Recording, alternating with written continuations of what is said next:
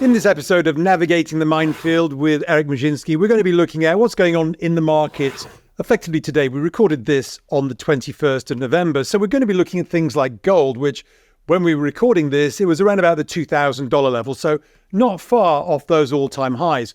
And I wanted to chat with him about what could be the drivers that would allow gold to potentially break out and maybe have a longer run from there. And then secondly, Eric also wanted to talk about the end of year potential for tax loss selling, which might be something that impacts or has been impacting particularly the junior mining sector, which has had a relatively poor year so far. So hopefully we'll have a good conversation across those topics. Welcome to Navigating the Minefield, which is the fortnightly look at the broader markets, and obviously with that sort of element of commodities, mining stocks, and also crypto. We're going to look at what's going on at the moment in the marketplace itself. There certainly are plenty of explosions pending all over the field, as usual. And before we go on, I've got to do that whole line, which is, this is not investment advice. This is for educational and engagement purposes. And obviously everybody has their own risk tolerances and should do their own research. But what I really wanted to get into here is that we're talking on Tuesday, the 21st. We've got gold back at 2,000.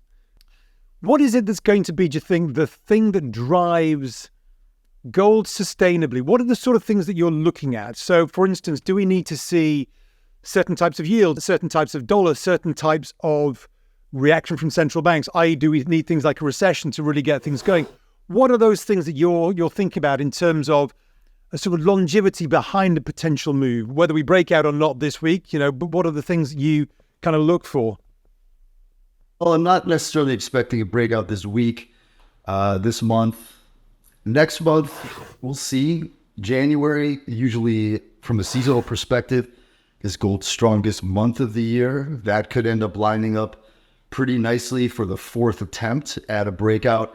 The drivers could be a number of things, but again, I'm reminded that, these markets tend to look forward and they're not looking at today's news.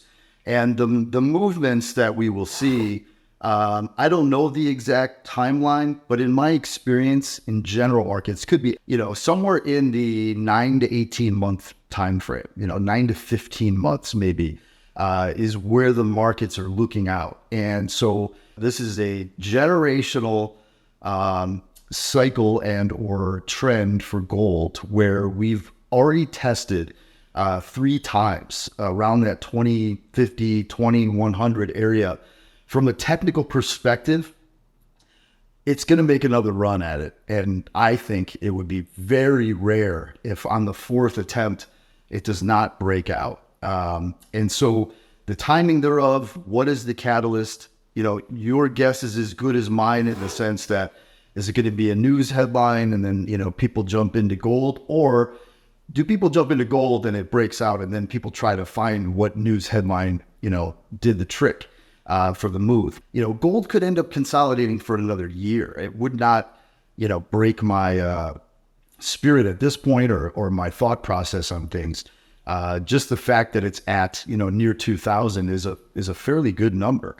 If I were to pin anything on it, it would be the big driver is the printing of the money. I guess what we're looking at there is, we're talking about a recessionary environment. So it's kind of this whole this debate going on at the moment, which is, we've been waiting for a recession. In fact, there's plausible arguments right now which are, recession denied, recession delayed. There's the soft landing. In fact, maybe no recession.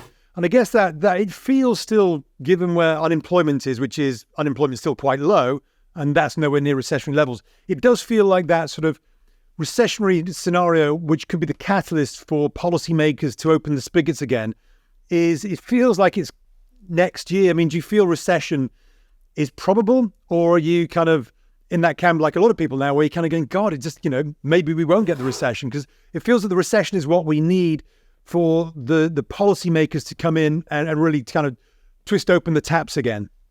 I guess I can't guarantee anything in life, but I will guarantee the United States sees another recession in our lifetime, in the world, in the history of time, we will have another recession.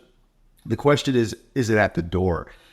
I don't really have a strong opinion on that. I really don't. My sense is And I was actually watching a couple of other guests on Real Vision, one of which I think it was a Raul interview about the pain of the recession or the potential recession was last year. And I agree with that.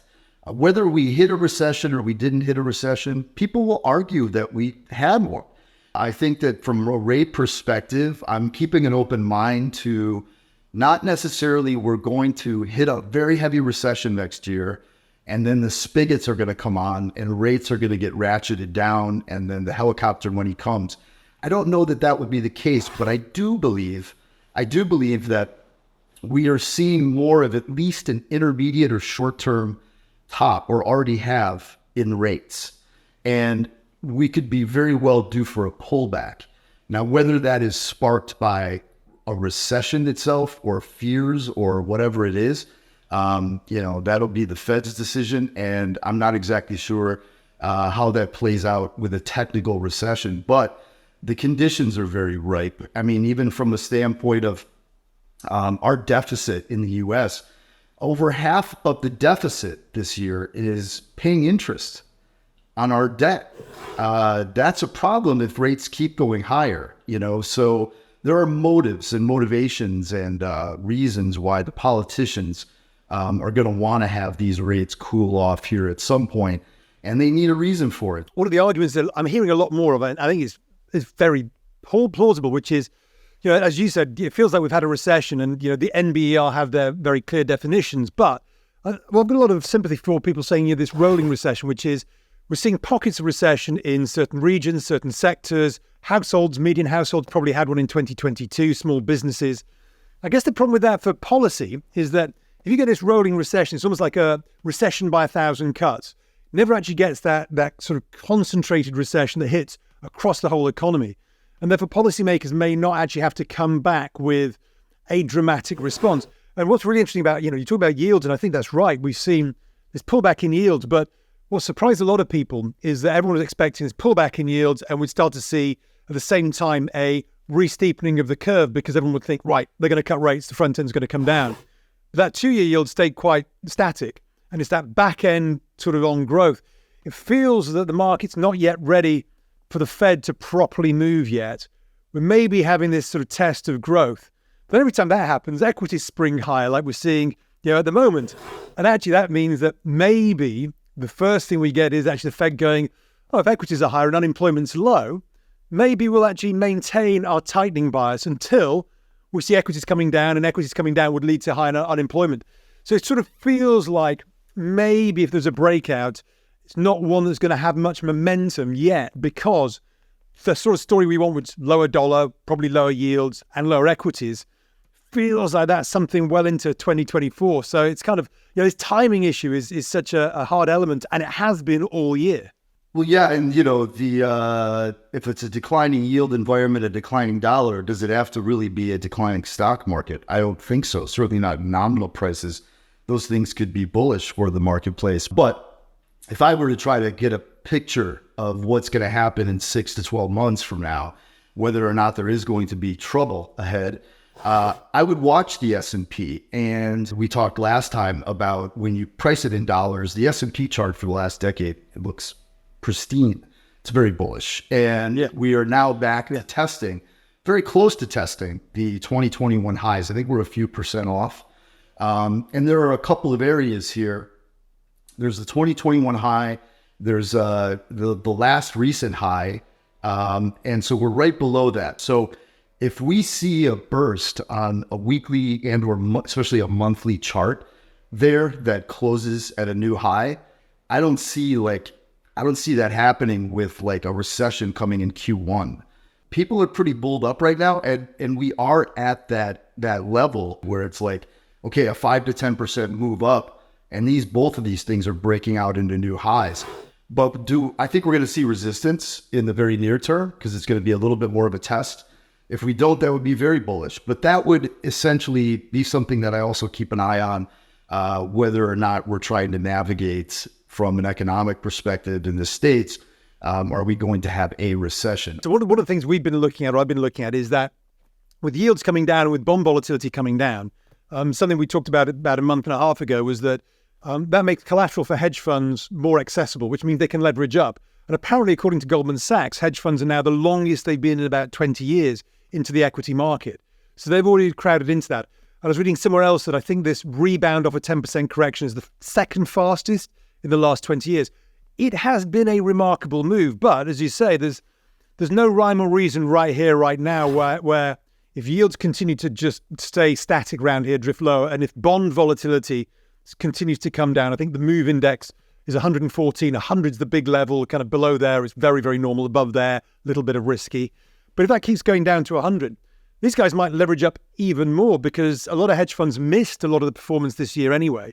So it's kind of like this is their last throw of the dice, as it were. I agree. And, it could be a fairly powerful move. If we break those highs, I mean, I'm not a general market person in terms of like, I don't trade the spiders. I don't trade, bonds and QQQ. But, if I was a hedge fund and I had to put a lot of money to work, I would certainly trade that breakout and go deep upon confirmation. So you could see another, 10, 15% upside, even in a quarter. But if you also do, we talked about this a little bit, we want to start, I think, more so as investors paying attention to real versus nominal returns, right?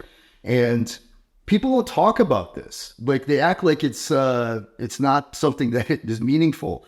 If we get a move in your 401k or your IRA or your fund, and you're up 10% on the year, woo-wee, pretty good, pretty solid, very solid, year for maintaining your buying power and your wealth. But, if that goes within a 12-month period where the dollar is down by 11%, for example. Now, what is your benchmark?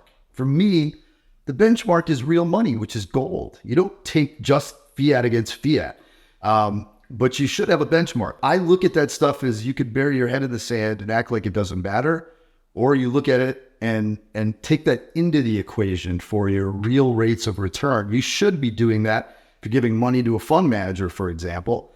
What kind of risk are they taking by also being part of this, we call it MOMO, crowd, the momentum crowd that, has piled in because hedge funds were too light going into the bounce.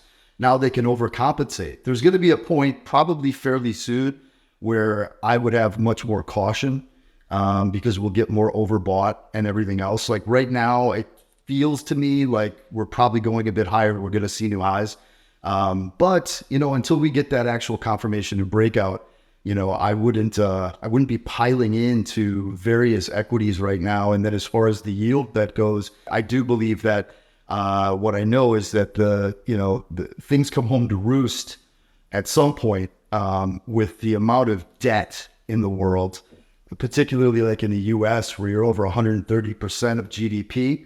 These things are a problem. If rates keep rising, you're going to blow yourself up. And the only way that I know of to try to act like you're getting out of that situation, which you can, is to debase your currency, lower rates, stimulate things. And so we will see that. It's just a question of these policymakers need reasons for it. Right now, we're not in a bad spot. I mean, one of the interesting things you've been talking about there, and we're thinking about with these, the tech stocks, which we sort of want to see change in leadership.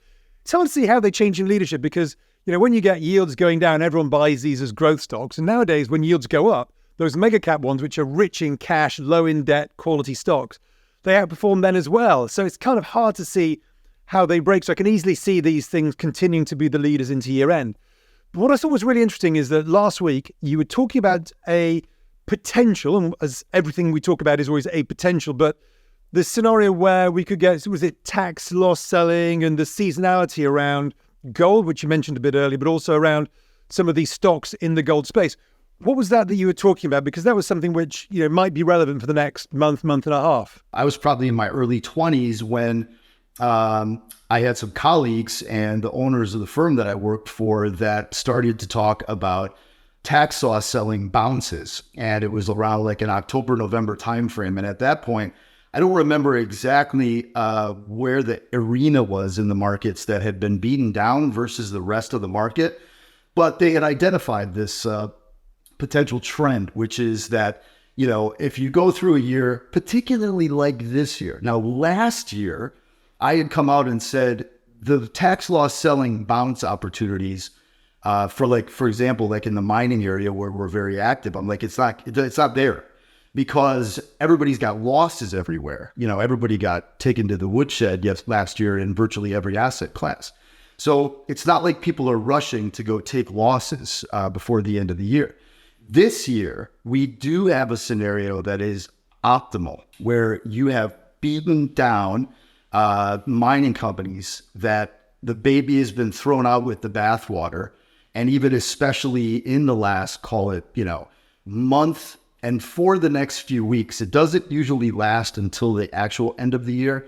The tax loss selling tends to seem to dry up around the middle of December, but you'll get your select spots where you still have, larger holders that are bailing out of things. And then you don't have price sensitivity either as much because actually the motivation is offsetting a bunch of the capital gains that you have in these other areas. Like, for example, this year, I have some big gains in crypto and other traditional tech investments and things like that. So I look at my mining portfolio, which is down tremendously unrealized going into the end of the year. That area makes a lot of sense to me to take a look at. This is at the tail end, I think the tail end, or at least closer to the tail end than the beginning of a going on 3.5-year bear cycle in the mining stocks in general. That could be any commodities related, but let's just focus on, say, gold and silver. All the way from the producers, many of the mid-cap producers are down. There's some that are coming to mind right now that are down, 50, 60% on the year. And these are exceptional stories. They're actually growth stories with some of the future's biggest, most attractive mines. So what I will do is I will overly bet on these areas.